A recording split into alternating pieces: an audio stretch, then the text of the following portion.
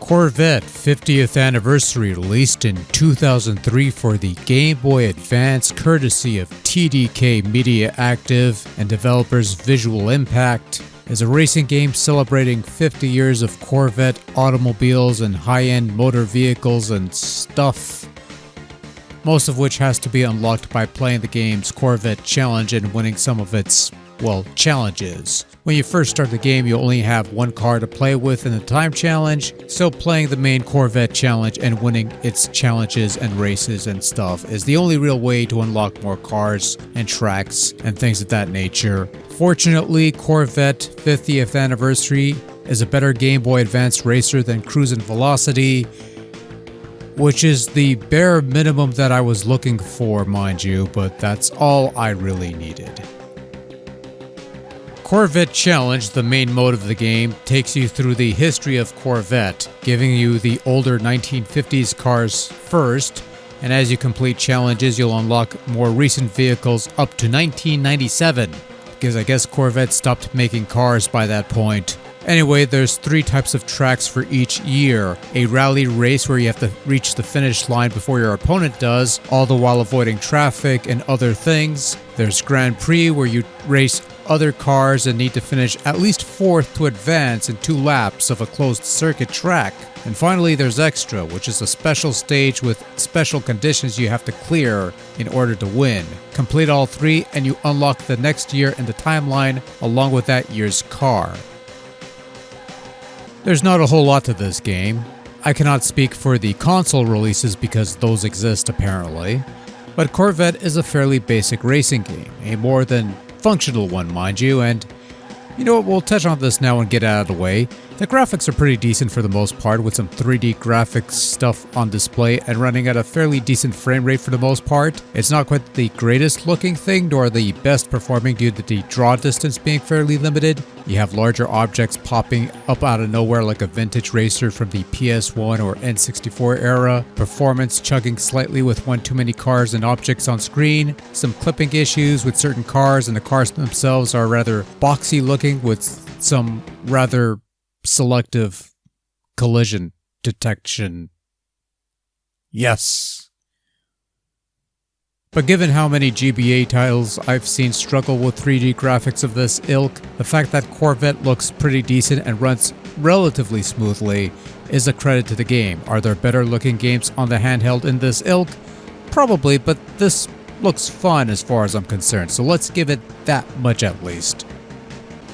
Corvette 50th Anniversary as a retrospective on the history of this great car manufacturer is fairly modest.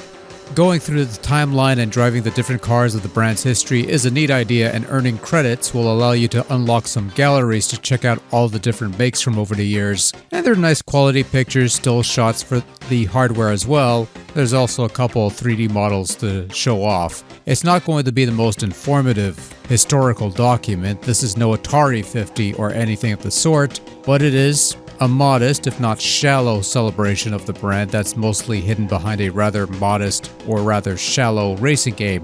And that's really the best way to describe Corvette on the GBA. It's a modest racer at best.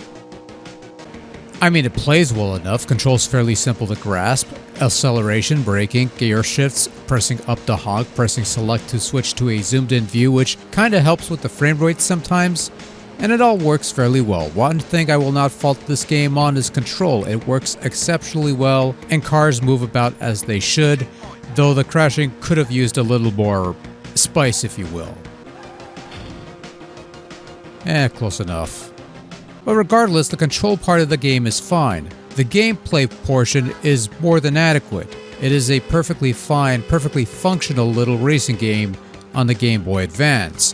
It's just not the most exciting thing. The cars take a bit to build up speed, especially the early ones, and even once you get to the faster cars, it's not quite as speedy as it should be feeling. I like that the individual tracks have different bits of scenery that you travel through, which is usually transitioned by going through a tunnel. A lot of the tracks do feel a bit samey after a while, even though they're supposed to represent different points in time. The lack of multiplayer is concerning, not sure if it's due to technical constraints or just lack of interest, I don't know. It's a functional racer, it works. I'm not going to complain about how it performs. but I actually did fall asleep a few times playing this, so might as well put it out there. There's even some footage of me just sort of dozing off on the wheel. And kids, if you're going to drive in real life, it's a good idea to stay awake and conscious, because otherwise you might doze off and you might crash into something, and that would be bad. Unless you're playing Corvette for the Game Boy Advance, in which case it's perfectly fine and totally understandable. So visually, Corvette looks fairly decent, some issues aside here and there. Audibly, it leaves much to be desired. The sound effects are rather dull and droning, the music is somewhat bland and forgettable, almost as though it was ripped from a game featured on one of those generic plug-and-play gimmicks with a bunch of aftermarket titles. That's just the way I see it though, or hear it if you prefer. I really don't care, honestly.